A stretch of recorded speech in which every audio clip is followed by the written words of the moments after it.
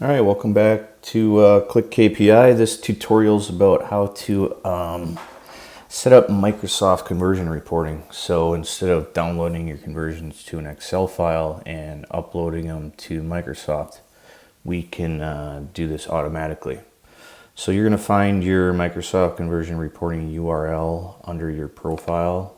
If you go up here to profile, you'll come to this screen, and then you'll want to go over here to API.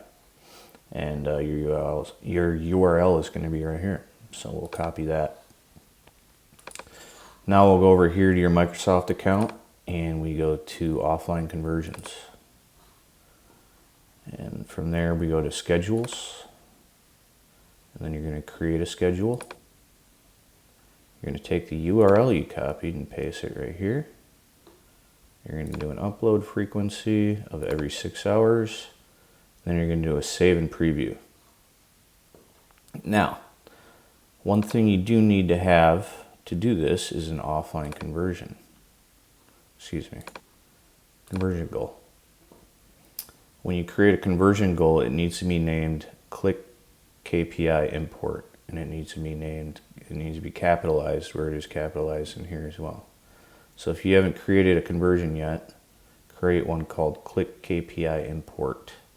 Actually, I'll show you here how we set ours up. So we do offline, next, categories of purchase, offline conversions, next, and this is where you name it. Click KPI import. Revenue, we send the revenue with your conversions, so you can just leave this at 1. Scope is on your account. Your count, I always choose all. Conversion window, 30 days, including conversions. Yes. So then you do save and next. I'm going to rename this as 2 so I don't duplicate. And then you hit done. And your new conversion goal will show up down here. I don't need that one.